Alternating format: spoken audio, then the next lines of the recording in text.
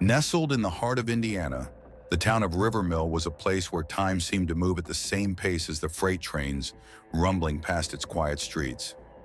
Rows of modest homes lined the main road, their white picket fences barely standing against years of wear. At the heart of this seemingly idyllic town was a rhythm of simplicity and routine, families waking to the shrill whistle of passing trains, children playing by the tracks after school, and neighbors exchanging pleasantries on front porches. But Rivermill was no stranger to whispers. For all its quiet charm, secrets had a way of lingering, like the haze of smoke left behind by a departing locomotive. The Cole family fit seamlessly into the fabric of Rivermill, or so it seemed. Elias Cole, a 38-year-old railway signal technician, was well regarded by colleagues and neighbors alike. He was meticulous, both in his work and his personal life, a man who found comfort in routine. His wife, Grace, a reserved but polite woman, often kept to herself. Many in town admired her dedication to raising their two young children, Oliver and Lila, despite the occasional tension that seemed to shadow her interactions with her mother-in-law, Margaret Cole. On the surface, the Coles were just another family trying to navigate the currents of life in a small town. Yet those who paid closer attention saw cracks beneath the polished veneer. Margaret, a retired school teacher who lived just a few blocks away, was a frequent presence in their home. Her sharp tongue and strong opinions were a point of contention between her and Grace, who often bore the brunt of Margaret's critiques. Still, whatever discord existed within the Cole household remained hidden from most of Rivermill. That is, until the night Elias disappeared. It was a chilly autumn evening, the air carrying the sharp scent of fallen leaves and the distant hum of a passing freight train. Rivermill's streets were mostly empty, save for the occasional flicker of porch lights and the faint murmur of televisions filtering through curtained windows. At the Cole residence, however, something unusual was unfolding. The calm routine that typically defined their household was broken by sounds that sent ripples through the quiet neighborhood. Henry Porter, the retired railway worker who lived next door, had always been a light sleeper. He attributed it to years of early morning shifts and the constant vigilance his job demanded. That night, he was roused by the unmistakable sound of raised voices coming from the Cole house. It wasn't the first time he'd overheard arguments from that direction. Domestic disputes, he figured, were not uncommon behind closed doors. But this time felt different. There was an edge to the shouting, a sense of urgency that made him sit up in bed and listen more closely. The shouting stopped abruptly, replaced by a silence so heavy it seemed to press against the walls of his room. Moments later, Henry heard the faint creak of a car door, followed by the low rumble of an engine. He shuffled to his window and pulled aside the curtain, just enough to catch a glimpse of the driveway. Grace was at the wheel of Elias's truck, her silhouette illuminated by the dim glow of the porch light. In the truck bed, he noticed what appeared to be a large object wrapped in a dark tarp, though the distance and shadows made it difficult to discern details. Henry hesitated, torn between his instinct to mind his own business and the nagging feeling that something wasn't right. As the truck rolled down the street and disappeared into the night, he let the curtain fall back into place, convincing himself that it wasn't his concern. The following morning, the town awoke to the news that Elias was missing. Grace had called the police, her voice measured but tinged with worry as she explained that her husband hadn't returned home after leaving the previous evening. She claimed he'd stepped out following an argument, needing space to clear his head. But when morning came and his side of the bed remained empty, she feared something might have happened to him. The police arrived promptly, their presence drawing the attention of curious neighbors who peeked through blinds and exchanged speculative whispers. Detective Rachel Monroe, a seasoned investigator from the county, was assigned to the case. Rivermill wasn't accustomed to major crimes, and Monroe's arrival brought with it a sense of gravity. Her reputation preceded her. She was known for her keen intuition and her ability to untangle even the most complex of cases. As she surveyed the scene, her eyes lingered on the Cole house. It was unassuming, like every other home on the street. But Monroe had learned long ago that appearances could be deceiving. Grace greeted the detective with a calm demeanor that bordered on unsettling. She recounted the events of the previous night, emphasizing that Elias had left in a fit of frustration and hadn't been seen since. Her tone was steady, But Monroe couldn't help but notice the way her hands fidgeted with the hem of her sweater. It was a small tell, but one that piqued Monroe's curiosity. As the initial search for Elias began, questions mounted. Why had he left without his phone or wallet? Why was his truck missing, yet his work boots, something he never left the house without, remained by the door? And why, Monroe wondered, did Grace seem so composed for a woman whose husband had vanished overnight? The answers, she suspected, lay not in what was said, but in what was left unsaid. As officers canvassed the area and began piecing together a timeline, Monroe's gaze shifted to the faint traces of tire marks on the driveway and the way the gravel seemed disturbed, as if something heavy had been dragged. It was only the beginning, but Monroe's instincts told her this wasn't a simple case of a man walking away. Something far darker was lurking beneath the surface, and it was her job to bring it into the light. Rivermill thrived on the rhythm of the railroad. The whistle of passing trains marked the hours, and the lives of its residents were entwined with the steel tracks that dissected the town.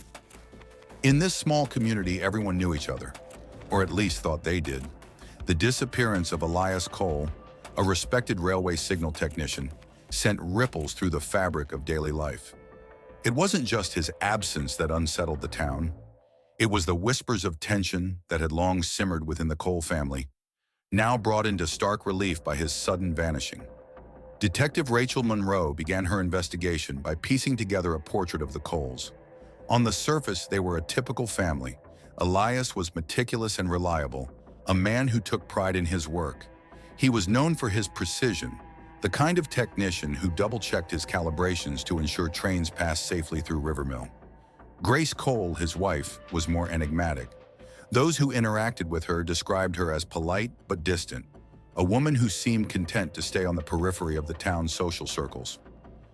As Monroe delved deeper, she encountered a recurring theme in the accounts of those who knew the Coles: the presence of Margaret Cole, Elias's mother. Margaret was a retired school teacher whose reputation for being opinionated was matched only by her fierce devotion to her son. She had an unshakable belief in her authority over the Cole household, often clashing with Grace over everything from parenting to how the family home was maintained. The tension between the two women was an open secret in Rivermill, one that neighbors discussed in hushed tones. While Margaret's influence was undeniable, Monroe was cautious not to jump to conclusions. Personal disputes, after all, didn't necessarily equate to criminal intent. Still, she couldn't ignore the weight these dynamics might carry in understanding what had transpired. The search of the Cole residence revealed details that added layers of complexity to the case. Forensic technicians found faint bloodstains in the basement, partially covered by a fresh coat of paint. Grace claimed the marks were from a minor injury Elias had suffered while working on the house, but the timing of the cleanup raised eyebrows. In the backyard shed, officers discovered a coil of rope and a tarp that had recently been washed. While neither item was inherently incriminating, their presence felt deliberate, as though they had been prepared for something specific. Monroe's instincts told her these findings were pieces of a larger puzzle. The bloodstains, the rope, the tarp. Individually, they meant little. Together, they hinted at a sequence of events that Grace seemed determined to obscure. But why? What could drive a woman to hide details about her husband's disappearance? The interviews Monroe conducted with neighbors and acquaintances of the Coles painted a picture of a family under strain. Tobias Graham, the elderly neighbor who had seen Grace leaving the house in Elias's truck, recounted his observations with a mix of certainty and hesitation. He was sure about the time, the truck, and the object wrapped in a tarp, but beyond that, his account faltered. The night had been dark, and his vantage point was limited. Still, his testimony raised questions about Grace's version of events. Adding to the mystery was the relationship between Grace and Margaret. While most neighbors sympathized with Grace, describing her as patient in the face of Margaret's overbearing nature, others noted moments of visible frustration. There were stories of heated arguments, doors slammed in anger, and icy silences that lingered after family gatherings.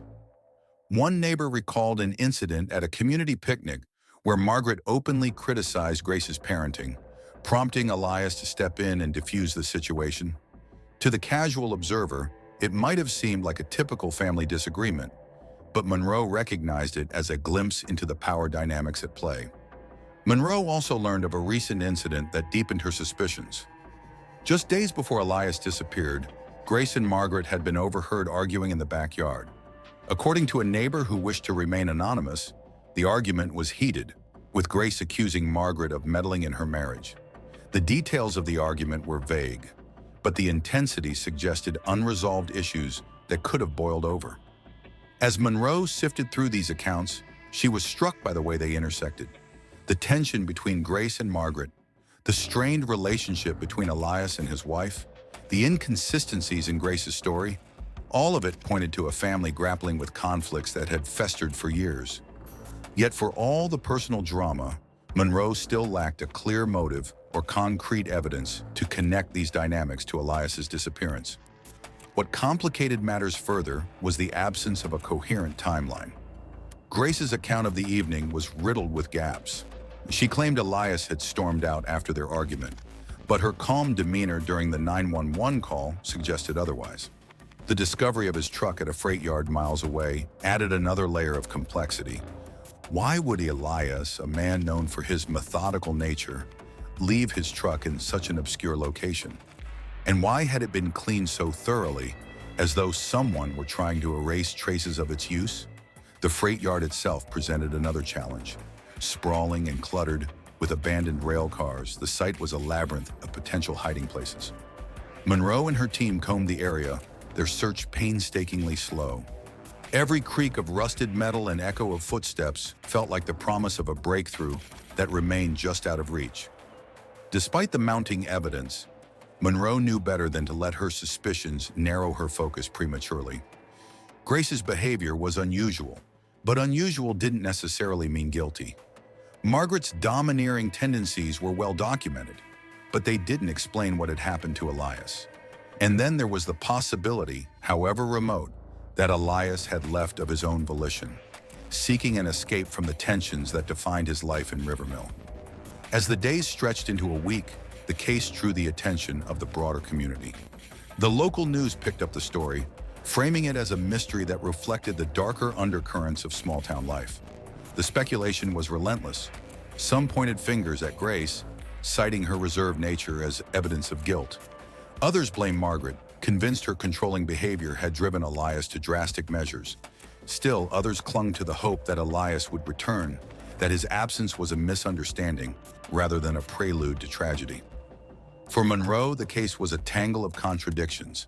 Every answer seemed to spawn more questions, and every lead felt like a step closer to the truth, while simultaneously pulling her deeper into uncertainty. The freight trains continued to pass through Rivermill, their steady rhythm a reminder of the town's unchanging routine. But for the Cole family, life had been irrevocably disrupted. And as Monroe prepared to delve further into the lives and secrets of those involved, she couldn't shake the feeling that the worst was yet to come. Detective Rachel Monroe's investigation gained momentum when she interviewed Tobias Graham, the Coles' next-door neighbor.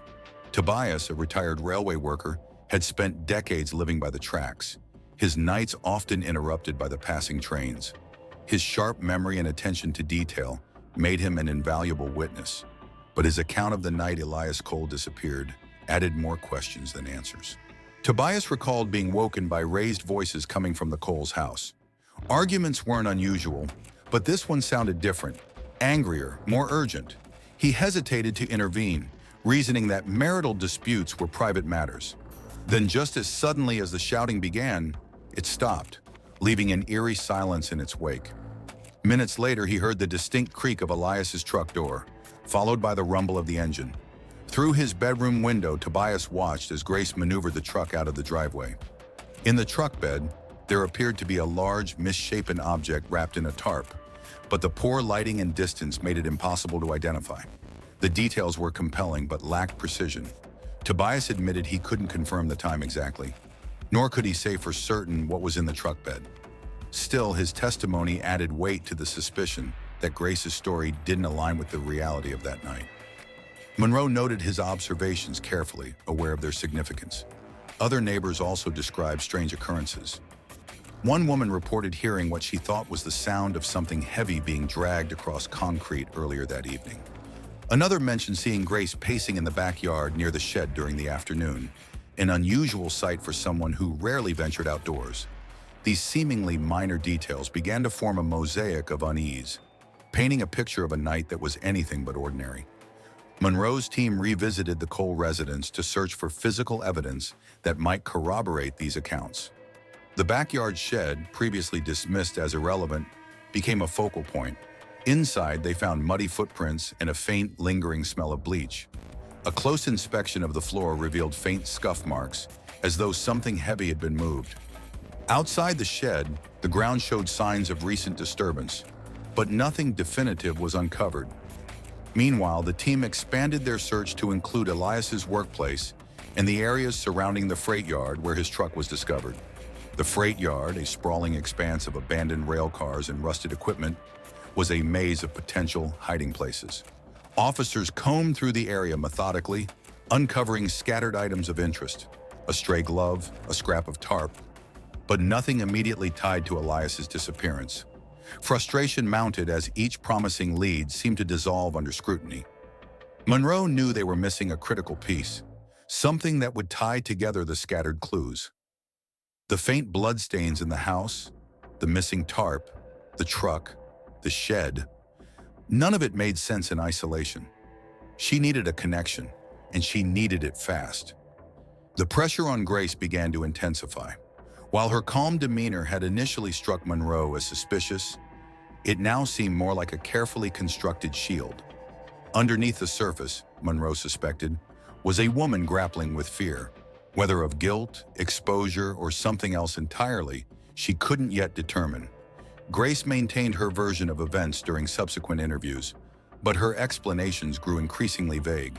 When pressed about the missing tarp and her late-night use of Elias's truck, she faltered, claiming she couldn't remember specific details. Margaret Cole's involvement further complicated the investigation. As Elias's mother, she was deeply invested in finding her son, but seemed more concerned with deflecting blame onto Grace than offering meaningful assistance. Margaret insisted that Grace had always been unstable and hinted at previous incidents of erratic behavior.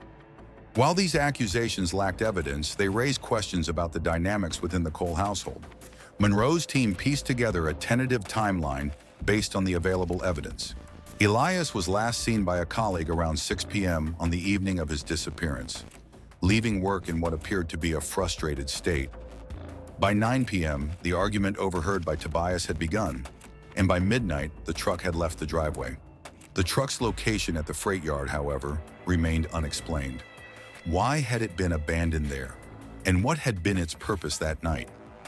The freight yard presented an almost insurmountable challenge.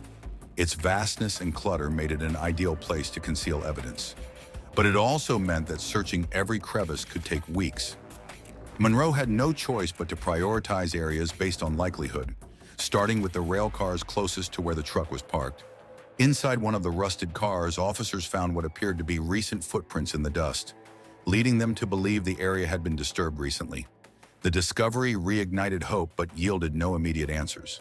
As the investigation stretched on, the tension in Rivermill grew palpable. The once quiet town became a hotbed of speculation, with locals divided on what to believe. Grace's reserved nature made her an easy target for suspicion, while Margaret's vocal criticisms only fueled the fire. The mystery surrounding Elias's disappearance consumed the community, with every passing day deepening the divide between those who believed foul play was involved and those who clung to the hope of a safe return. Monroe remained steadfast, her focus unshaken by the swirling rumors. She knew that the truth lay somewhere within the tangled web of relationships, evidence, and testimony. All she needed was the right thread to pull, the one that would unravel the entire mystery. For now, though, the pieces remained frustratingly out of reach, and Elias Cole was still nowhere to be found. Detective Rachel Monroe returned to her office, her mind racing with the details that continued to puzzle her. Rivermill wasn't the type of town that dealt with complex criminal cases, but Elias Cole's disappearance was shaping up to be an exception. Each clue felt incomplete, every witness statement leading her to another dead end. The case wasn't just about a missing man anymore. It was about the untold stories simmering beneath the surface of a family, seemingly fractured by tension and secrets. Monroe decided it was time to revisit the people closest to Elias. Grace Cole had been cooperative, but her calm demeanor felt rehearsed. Margaret Cole, on the other hand, seemed eager to deflect blame and cast suspicion on her daughter-in-law. Monroe knew Margaret's statements might be rooted more in personal animosity than truth, but her consistent insistence that Grace was never right for Elias could not be ignored. As Monroe reviewed the case notes, she felt certain there was more to Margaret's story than she was letting on. The next morning, Monroe requested another search of the Cole residence, this time focusing on areas that might have been overlooked. A team of forensic technicians returned to the shed, the basement, and the backyard. Their persistence paid off when one of them discovered a torn corner of a tarp wedged beneath the backyard deck. It matched the description provided by Tobias Graham. Stains on the material tested positive for blood, though Monroe knew it would take time to confirm if it belonged to Elias. Simultaneously, another team continued their painstaking search of the freight yard. The discovery of fresh footprints in a rusted railcar had raised new suspicions, but the area was vast, its nooks and crannies offering too many potential hiding places. Monroe instructed her team to focus on spots where access to heavy equipment might have been used, reasoning that Elias's job as a signal technician meant he was familiar with machinery and the places they were stored. This decision led to a break in the case. A crowbar was found in the corner of an abandoned shed near the tracks, partially concealed beneath a pile of debris. The tool had dried blood on its edge and tufts of hair clinging to its surface. Monroe took a deep breath as she examined the crowbar under the dim light of the forensics tent. This wasn't just evidence. It was the first solid link tying Elias's disappearance to foul play. She instructed the technicians to fast-track analysis of the blood and hair samples, knowing that time was of the essence. For the first time, she felt they were getting closer to the truth, even if it was a truth she suspected would be grim. As Monroe's investigation intensified, Grace Cole remained the focus of scrutiny. The discovery of the blood-stained tarp raised questions she couldn't satisfactorily answer. When asked about the missing tarp, Grace claimed she had thrown it out weeks ago after cleaning the garage. Her story seemed plausible on the surface, but the timeline didn't match the evidence found beneath the deck. Margaret, too, was called back in for questioning. Her demeanor had shifted since their first meeting, less indignant, more wary. Monroe pressed her on the argument she had with Grace just days before Elias disappeared. Margaret reluctantly admitted to confronting Grace about the way she ran the household, but denied that the argument escalated into anything serious. Still, her eyes betrayed her discomfort as Monroe asked if she believed Grace was capable of harming Elias. Margaret hesitated before answering, her voice unusually quiet. "I don't know what she's capable of anymore." As Monroe dug deeper, she began to see a pattern of manipulation and resentment in the relationships within the Cole family. Margaret's attempts to control Elias through guilt and disapproval of Grace had clearly strained their marriage. Grace, feeling cornered, had grown increasingly defensive and isolated. The couple's children, though young, had likely sensed the growing divide, even if they couldn't articulate it. This wasn't just a case of one person snapping under pressure, it was the result of years of unresolved conflict, layered with secrets and unspoken grievances. The next major breakthrough came when forensic analysis confirmed that the blood on the crowbar matched Elias's DNA. Monroe knew this was the evidence they needed to treat the case as a homicide. With the crowbar as the presumed murder weapon, attention turned to the logistics of the crime. How had Grace, or anyone else, managed to move Elias's body without leaving a more obvious trail? It was then that Monroe's team uncovered a crucial piece of evidence from the freight yard's surveillance system. Though the cameras didn't capture the exact moment the truck was parked, a grainy image showed a figure exiting the vehicle under the cover of darkness. The footage was too blurry to definitively identify the person, but the build and height suggested it was likely Grace. This detail further contradicted her claim that she had no knowledge of how the truck ended up there. Monroe's suspicions about Grace deepened, but she couldn't shake the feeling that Margaret might have played a role as well. The strained relationship between the two women, combined with Margaret's constant interference in her son's marriage, created an environment ripe for conflict. Monroe wondered if their toxic dynamic had escalated into something far more dangerous. Had Margaret pushed Grace to a breaking point? Or was Margaret's controlling nature hiding something even darker? As Monroe prepared to confront Grace with the mounting evidence, she couldn't ignore the weight of the questions that remained. If Grace had acted alone, what was her motive? If Margaret was involved, why hadn't her actions left a clearer trail? And most importantly, where was Elias? The freight yard, the tarp, the crowbar, they were pieces of a puzzle, but the final image was still incomplete. Rivermill's streets were quieter than ever, the hum of passing trains a constant reminder of the town's uneasy rhythm.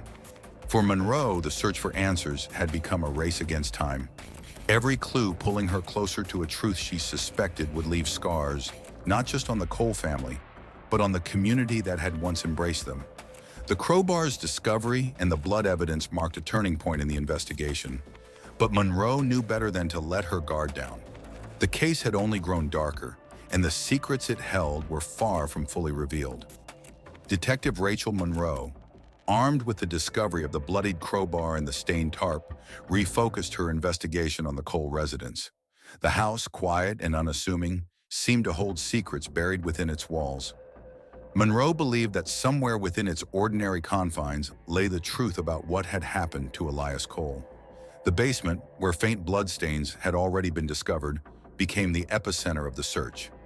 Forensic technicians returned with luminol, which revealed a web of splatters and smudges invisible to the naked eye. The pattern of stains suggested a struggle, one that began near the base of the staircase and moved toward the storage area. A shelf in the corner appeared recently rearranged, its contents, cleaning supplies, old tools and boxes, stacked haphazardly. Beneath the shelf, they found a discarded rag soaked in bleach and blood, its edges fraying as though it had been used hastily. Each discovery pointed to a deliberate attempt to cover up a violent act. Monroe studied the blood patterns closely, piecing together the sequence of events. The struggle, she theorized, began near the stairs, where Elias might have been caught off guard. The blood trail indicated movement, likely as his body was dragged across the concrete floor toward the basement's exterior door. The evidence was circumstantial but damning, especially when paired with the crowbar, now confirmed as the murder weapon. Monroe's next step was to probe deeper into Grace Cole's psyche. Her calm facade during questioning continued to strike the detective as unnatural, almost rehearsed. With the weight of the forensic findings pressing down, Monroe requested another interview with Grace, this time in a more controlled setting at the station. The goal was to see if presenting the evidence would crack the mask she wore so carefully. Grace arrived at the station looking composed but wary. Monroe began by revisiting her initial statements, subtly pointing out inconsistencies. The tarp found beneath the deck, for example, directly contradicted Grace's claim that it had been discarded weeks earlier. Grace's response was measured but unconvincing. She insisted that she had no memory of the tarp being moved and speculated that someone else might have placed it there. When Monroe shifted the conversation to the bloodstains in the basement, Grace's demeanor faltered. Her hands fidgeted, and her voice wavered as she repeated that Elias had injured himself a week prior. Monroe pressed harder, describing the luminol findings in detail and explaining that the stains suggested a violent confrontation. Grace's response was vague, deflecting questions with statements like, "I don't remember," or "It must have been an accident." Margaret Cole was also called back in for further questioning. Unlike Grace, Margaret seemed eager to distance herself from the events, reiterating her suspicions about her daughter-in-law. She painted a picture of Grace as volatile and manipulative, claiming that Elias had confided in her about wanting to leave the marriage. While her statements added context to the family's troubled dynamic, Monroe noted that Margaret's hostility toward Grace often veered into personal attacks, casting doubt on the reliability of her testimony. The investigation expanded beyond the Cole household. Monroe reviewed financial records, phone logs, and social media activity, searching for any indication of a premeditated act. Elias's bank accounts showed no unusual activity, ruling out the possibility that he had staged his disappearance. Grace's purchases, however, included a bulk order of cleaning supplies made just 2 days before Elias vanished. The timing of the purchase aligned suspiciously with the events in the basement, raising further questions about her role. Monroe's team also analyzed phone records from the night Elias disappeared. Grace's phone showed no outgoing calls during the critical hours, but Elias's phone, still missing, had pinged at a cell tower near the freight yard shortly after midnight. This detail corroborated the grainy surveillance footage of the truck being abandoned, but left one glaring mystery. Where was Elias's phone now, and why hadn't it been recovered with the truck? The freight yard continued to yield clues. A more detailed search of the rail car, where footprints had been found, led to the discovery of a small fragment of fabric caught on a rusted edge. Lab analysis identified it as part of a shirt matching one Elias had been seen wearing in a recent photograph. Monroe believed this fragment was key, tying the rail car directly to Elias and supporting the theory that his body had been transported there after the crime. As the evidence mounted, Monroe faced a growing sense of urgency. Elias's body had yet to be recovered, and without it, securing a conviction would be significantly more challenging. The crowbar, the bloodstains, and the tarp told a compelling story, but the absence of a body left a critical gap in the case. Monroe instructed her team to revisit every location connected to the Coles, focusing particularly on areas near water or dense foliage where remains might have been concealed. Tensions in Rivermill escalated as news of the investigation spread. The small town, once defined by its quiet rhythm, now buzzed with speculation. The Coles' neighbors became divided in their opinions. Some defended Grace, insisting she was incapable of such violence, while others pointed to her reserved nature as evidence of a calculating mind. Margaret's vocal condemnation of her daughter-in-law further fueled the divide, casting Grace as the villain in a story that had yet to fully unfold. Monroe, however, was not swayed by public opinion. Her focus remained on the evidence, and her instincts told her they were close to a breakthrough. The pieces were beginning to align, each new discovery tightening the noose around Grace. But Monroe also knew better than to let her guard down. The case was far from over, and the answers she sought lay hidden in the shadows, waiting to be uncovered.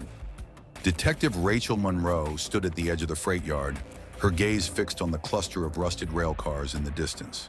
The search thus far had been grueling, every discovery raising new questions instead of providing answers. The freight yard was both a treasure trove of potential evidence and a labyrinth of dead ends. Yet Monroe knew this place was significant. It was here that Elias Cole's truck had been abandoned, and it was here she hoped to uncover the truth. The first breakthrough came when forensic technicians expanded their search to a nearby maintenance shed. Inside, they found muddy boot prints leading from the rail cars to the shed's entrance. The prints were inconsistent with Grace Cole's shoe size, suggesting that someone else had been at the site. Alongside the prints, a discarded pair of work gloves was discovered, partially buried beneath a pile of scrap metal. The gloves were stained with what appeared to be blood, and Monroe ordered an immediate analysis. Back at the rail car where Elias's truck had been parked, technicians uncovered additional traces of activity. A faint smear of blood was found on the handle of the car's door, and fragments of what appeared to be hair were caught in the latch mechanism. These findings, while minor, painted a chilling picture of what might have transpired. Monroe's working theory now suggested that Elias's body had been transported to the freight yard, but whether it had been left there or moved elsewhere remained unclear. The freight yard's surveillance footage, though grainy, provided another critical clue. Monroe reviewed the tapes repeatedly, focusing on the figure seen exiting Elias's truck on the night of his disappearance. While the image was too distorted to confirm an identity, the figure's movements were deliberate, almost methodical. Monroe noted the way they lingered near the rail car, as though ensuring everything was in place before slipping into the shadows. This lead prompted a deeper examination of the freight yard's layout. Monroe instructed her team to map out every entry and exit point, searching for signs of tampering or concealment. Their efforts led to the discovery of a trail through the overgrown weeds behind the rail car. The trail was faint, but it suggested something heavy had been dragged along the ground. Following it led to a shallow depression in the earth, partially obscured by loose gravel and discarded debris. As technicians carefully excavated the site, the reality of what they might find weighed heavily on everyone present. The digging revealed a dark, stained tarp, similar to the one found at the Cole residence. Inside, they discovered remains consistent with a human body. Though the condition of the remains made identification difficult, Monroe knew they had likely found Elias Cole. The recovery of the body was both a victory and a grim reminder of the violence that had shattered the Cole family. The tarp and surrounding area provided additional evidence. Fragments of soil from the freight yard matched dirt found on the boots recovered from Grace Cole's home. Furthermore, a faint impression of a crowbar was visible on the tarp, suggesting it had been used not just as a weapon, but also to manipulate the body during transport.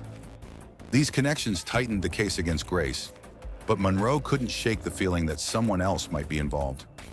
Margaret Cole's role remained a puzzle. Her hostility toward Grace was undeniable, but her alibi for the night of Elias's disappearance seemed solid.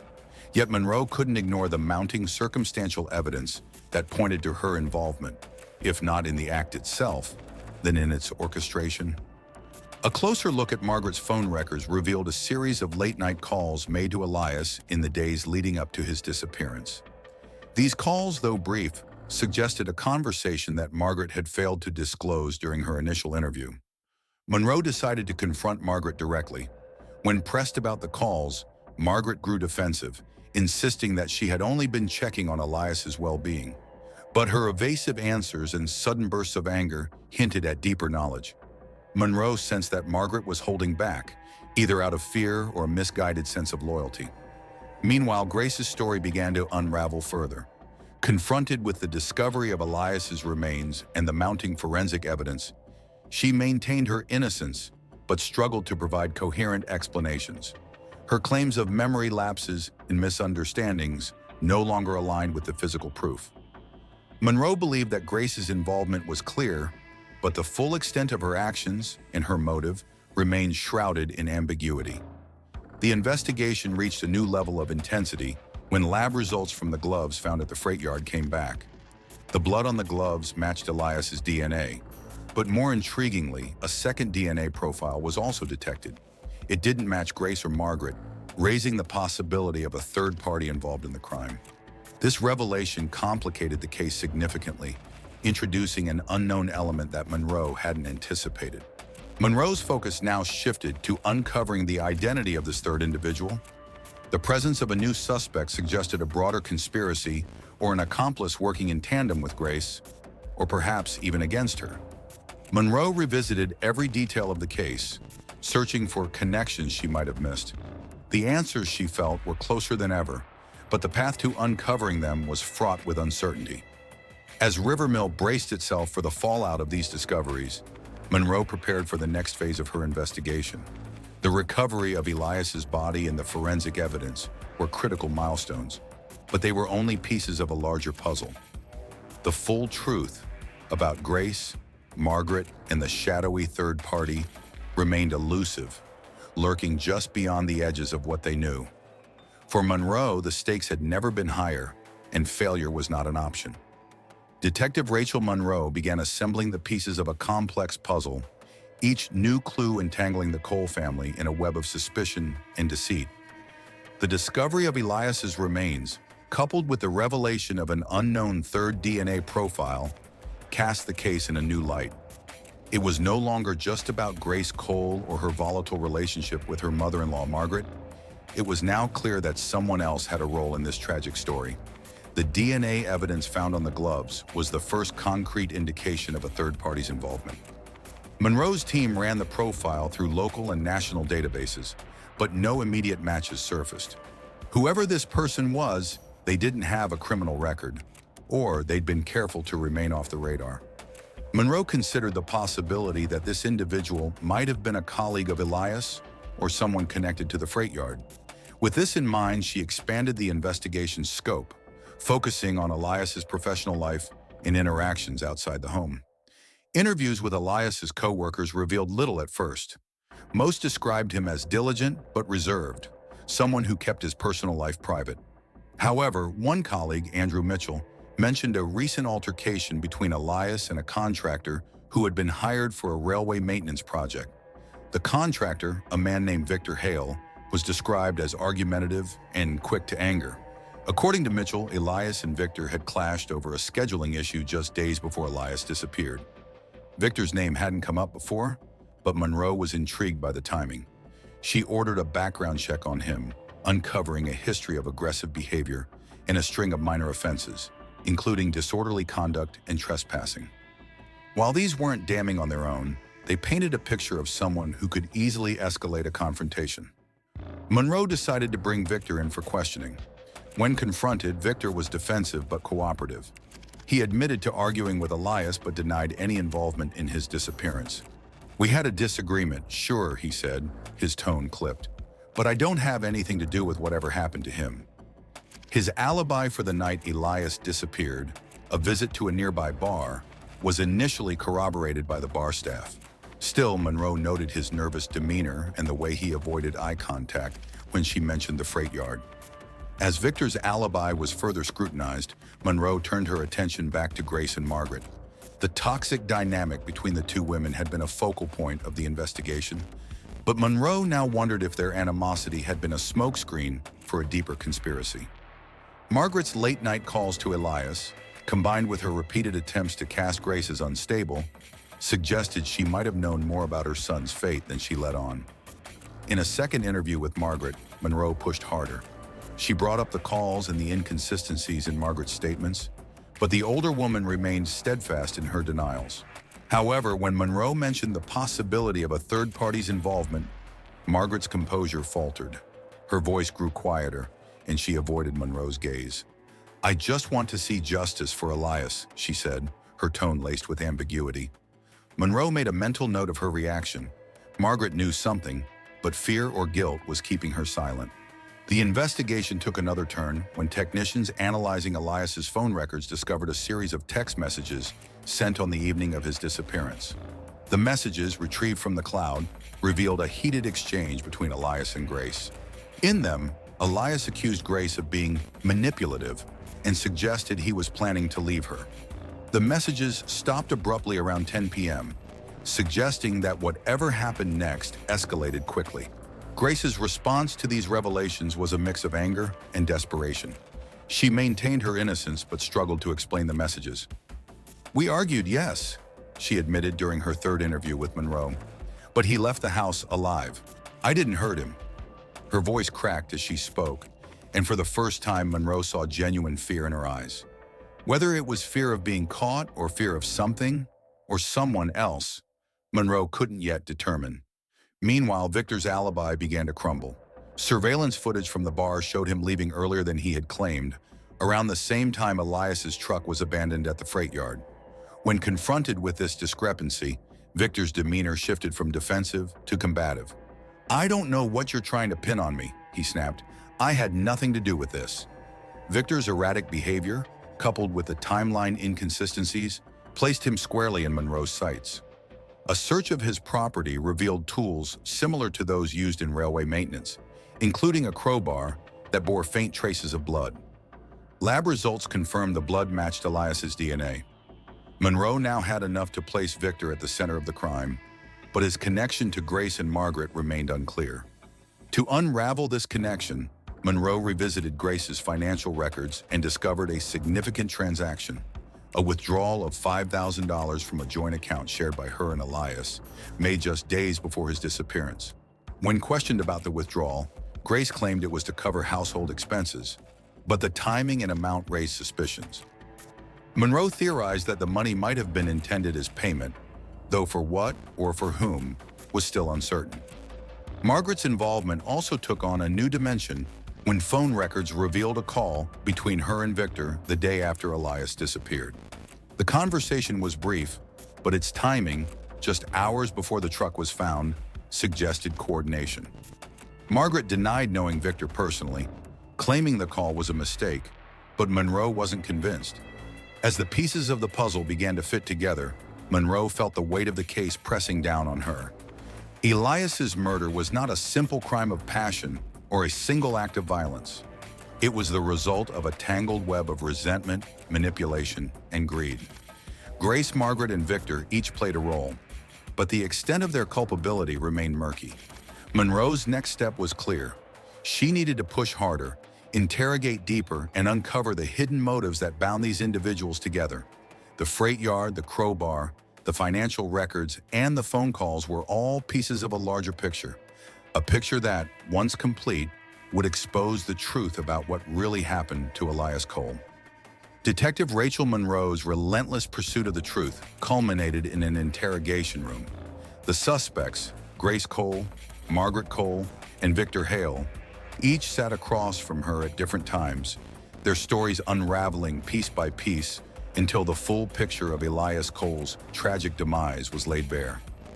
Victor Hale's aggressive facade crumbled first. Presented with the crowbar bearing Elias's blood, the surveillance footage of him leaving the bar earlier than claimed, and the financial link to Grace, he broke under the pressure. Victor admitted to meeting with Grace and Elias on the night of the murder.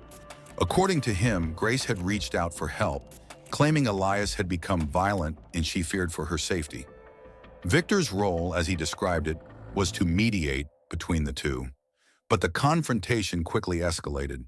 Victor claimed Elias attacked him first, forcing him to retaliate in self-defense. "I didn't mean to kill him," Victor said, his voice shaking.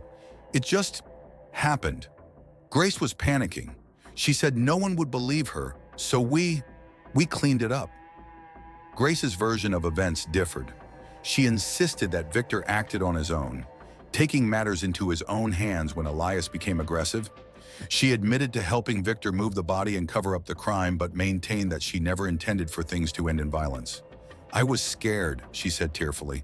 "I thought he'd hurt me, hurt the kids. I didn't know what else to do." Margaret's involvement, though less direct, proved pivotal. When confronted with the phone records and her call to Victor, Margaret admitted to orchestrating the meeting under the guise of resolving the family's issues. She described her growing frustration with Grace and Elias's failing marriage, believing drastic action was necessary to restore order in the household. "I never meant for anyone to get hurt," she said quietly. "I just wanted things to go back to the way they were." The timeline of events became clear. Margaret, convinced that Grace was a threat to her family's stability, reached out to Victor, a man she knew through mutual acquaintances in the railway community. She encouraged him to intervene, framing it as an attempt to protect Elias and the children. On the night of the confrontation, Victor arrived at the Cole residence, only for the situation to spiral out of control. In the chaos, Elias was killed and the cover-up began. Grace and Victor transported Elias's body to the freight yard, using the tarp and tools from the shed to conceal the evidence. Margaret, though not physically present, played a critical role in planning and attempting to misdirect suspicion. Each of them had hoped the truth would remain buried, but the weight of their actions ultimately betrayed them. In the trial that followed, all three were held accountable. Victor was convicted of second-degree murder and received a lengthy prison sentence. Grace was charged as an accessory to the crime, her involvement in the cover-up sealing her fate with a reduced but still significant sentence. Margaret, though not directly involved in the act itself, was charged with conspiracy and obstruction of justice, her manipulations leading to irreparable harm. The Cole children, Oliver and Lila, were placed in the custody of Grace's sister. Their lives, forever marked by the tragedy, became a focus of the community's support efforts. The quiet town of Rivermill, once defined by its routine simplicity, struggled to process the darkness that had unfolded within its borders. As Detective Monroe closed the file on Elias Cole's case, she reflected on the deeper implications of what had transpired. This was more than a story of a single act of violence. It was a cautionary tale about the corrosive effects of unchecked resentment, manipulation, and miscommunication. The tragedy highlighted the importance of addressing conflicts before they escalated beyond control. The toxic dynamic between Grace and Margaret, fueled by years of unresolved tension, created an environment where misunderstandings festered and emotions boiled over. Elias, caught between his loyalty to his mother and his role as a husband, became a casualty of a family at war with itself. Monroe couldn't help but think of the broader message the case carried, that relationships, no matter how strained, require effort, compromise, and a willingness to confront uncomfortable truths. Ignoring problems or resorting to manipulation only deepens the divides and sets the stage for greater harm. For the community of Rivermill, the case served as a grim reminder that even the quietest towns hold their secrets. Behind closed doors, the lives of its residents are often far more complex than they appear. The trains continued to rumble through the town, their rhythm unchanging, but for those who had been touched by the Cole family's tragedy, life would never be the same. The ties that bind a family can also entangle, suffocate, and destroy when left unchecked. Elias Cole's story is a haunting reminder of the fragility of those bonds and the devastating consequences when they are twisted by fear and mistrust. In the end, it is not just justice that matters, but the lessons we take from the lives forever altered by the choices we make.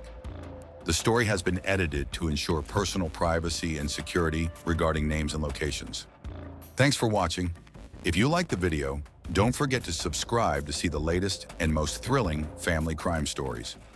Don't miss tomorrow's case where everything will be revealed.